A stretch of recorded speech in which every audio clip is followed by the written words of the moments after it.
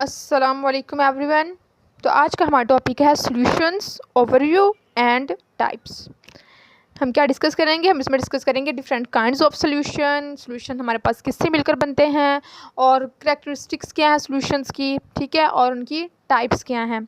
First of all हम discuss करते हैं हमारे पास सॉल्यूशन क्या है। सॉल्यूशन जो है ये हमारे पास होमोजीनियस मिक्सचर होता है। किसका? टू और मोर सब्सटेंसेस का। होमोजीनियस मिक्सचर क्या होता है? होमोजीनियस मिक्सचर हमारे पास ऐसा मिक्सचर होता है जो हमारे पास यूनिफॉर्म होता है और इवन डिस्ट्रीब्यूशन, ठीक है। ऐसा मिक्सचर जिसमें जो हमारे पास सब्सटेंस जो सोल्यूट हम यूज़ करते हैं ना, वो क्या होता है? वो कम्प्लीटली डिजोल्व होता है।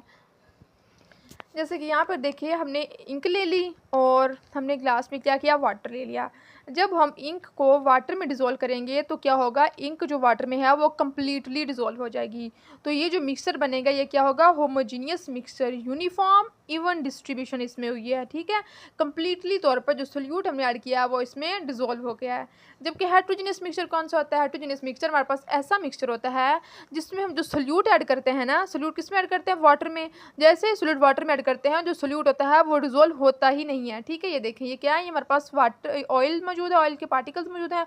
ऊपर देखें, ऊपर भी पूरी की पूरी लेयर किसके मौजूद है? ऑयल की मौजूद है। तो क्या है? ये हमारे पास सोल्यूशन जो है, ये जो मिक्सचर बना, ये क्या है? ये हमारे पास हेट्रोजीनियस मिक्सचर है।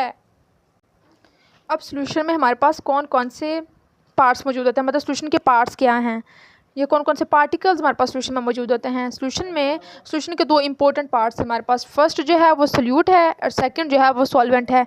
जो सोल्यूट है ना हमारे पास सोल्यूशन में, वो हमारे पास स्मॉलर अमाउंट में प्रेजेंट होता है, जबकि जो सॉल्वेंट है वो क्या होता है? वो हमारे पास लार्जर अमाउंट में प्रेजेंट होता है, ठीक है। एक और बात, जो सोल्यूशन है ना, इसमें जो हमारे पास सोल्यूट है, ठीक है, वो हमारे पास मोर देन वन भी हो सकते हैं, लेकिन जो सॉल्वेंट है वो क्या होगा? वो हमेशा एक ही रहेगा, ठीक है।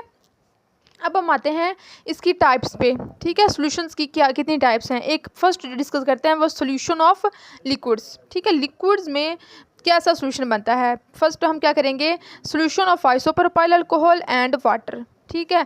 आइसोप्रोपाइल अल्कोहल लेंगे, वो भी हमारे पास क्या है? लिक्विड है।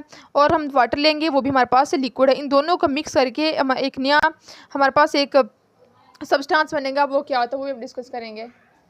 मैं आइसोप्रोपाइल अल्कोहल ले लिया, वो हमारे पास सोल्यूट है, और दूसरे में हमने वाटर ले लिया, वो हमारे पास सॉल्वेंट है। इन दोनों को हमने क्या किया? अच्छी तरह से एक ही बीकर में डिज़ोल्व किया, ठीक है। दोनों को आपस में मिक्स किया, आपस में डाला ना। पहले पहली दफ़ा बीकर में क्या डाला? आइसोप्रोपाइल अल्कोहल, दूसरी दफ़ा वाटर डाला।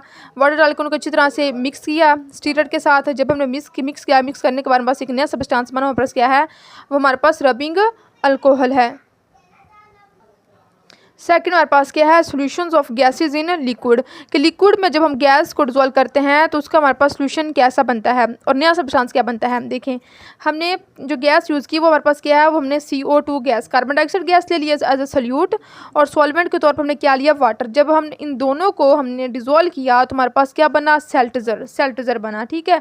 फिर हमने क्या किया? फिर हमने इसमें flavouring sugar as a solute के तौर पर क्या किया? इसमें ऐड की। ऐड करने के बाद हमारे पास एक नया सब्सटेंस ना, वो क्या है? हमारे पास सोडा, ठीक है। वाटर हमारे पास क्या है? वाटर हमारे पास यूनिवर्सल सॉल्वेंट है, ठीक है।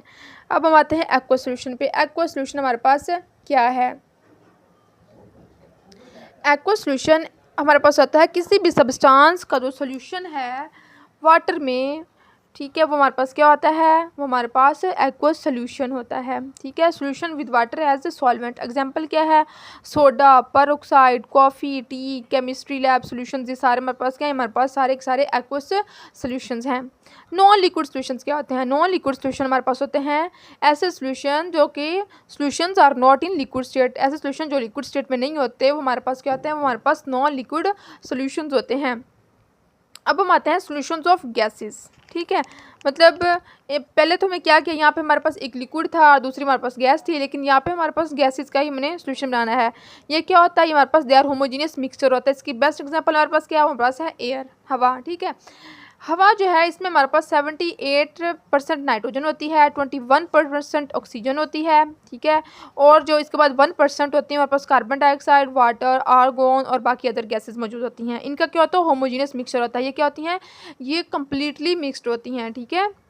जैसे हमने क्या पीछे एग्जांपल डिस्कस की थी, जैसे कि इंक को हमने डिजोल्व किया था वाटर में, तो क्या हो गया था? यूनिफॉर्म इवन डिस्ट्रीब्यूशन हो गई थी उसमें, मतलब कोई भी पार्टिकल नहीं रह गए थे, कम्प्लीटली डिजोल्व हो गए थे। इसी तरह जो एयर है, ये हम चाहे अपने घर में देख लें या घर से बाहर कहीं और निकलें, कहीं बाहर जाएं, तो वहाँ भी जितनी एयर में जितनी ये गैसेस की या हमारे घर में प्रोपोर्शन मौजूद होगी ना, मतलब परसेंटेज, उतनी ही हम बाहर जाके कहीं और रहें या कहीं और जाके देखें तो वहाँ भी हमारे पास क्या होगा, एटमॉस्फेयर में गैसेस की यही ही परसेंटेज मौजूद होगी।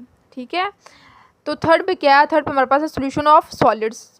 ठीक है, अब जब हम सॉलिड्स का सोल्यूशन बनाएंगे, जब हमारे पास दोनों ही क्या होंगे, दोनों ही जो हमने मतलब बीकर में चीज़ें लेनी है वो दोनों क्या होगी, हमारे पास अलॉय होंगी और मतलब क्या होंगी, सॉलिड्स ही होंगी। तो हमारे पास वो सोल्यूशन बनेगा तो क्या उससे एक नई चीज़ क्या बनेगी, देखिए हमने अलॉय है ना, ये हमारे पास अलॉय कहते हैं, तो क्या है, ये होते हैं होमोजेनियस मिक्सचर और सोल्यूशंस ऑफ मेटल्स होते हैं। हमने क्या किया, हमने दो अलॉयज़ ले लिए, उनको हमने मेल्ट किया, मेल्ट करने के बाद उन्हें क्या किया, अच्छी तरह से मिक्स किया, फिर हमने उन्हें क्या किया, ठंडा होने के लिए रख दिया। जब ठंडा होने के लिए रख दिया तो हमारे पास क्या बना, एक नया सब्सटेंस हुआ, वो हमारे पास क्या, वो हमारे पास अलॉय है। सॉरी यहाँ पे मैंने गलत बोला था, यहाँ पे नहीं, हमारे पास क्या है, ये डिफरेंट मेटल्स हैं, डिफरेंट मेटल्स हैं। ठीक है, उन्हें हमने लिया, लेने के बाद क्या किया, उन्हें अच्छी तरह से मेल्ट किया, मेल्ट करने के बाद उन्हें मिक्स किया, मिक्स करने के बाद हमने उन्हें ठंडा होने के लिए रख दिया। जैसे ठंडे हुए तो हमारे पास क्या बन गए, अलॉय। ठीक है, जैसे कि हमारे पास कॉपर होता है और टिन, इनको क्या करते हैं, हम अच्छी तरह से मेल्ट करते हैं, फिर उन्हें मिक्स करते हैं, फिर उन्हें ठंडा होने के लिए रखते हैं, तो हमारे पास जो नया अलॉय बनता है किसका बनता है, ब्रॉन्ज का।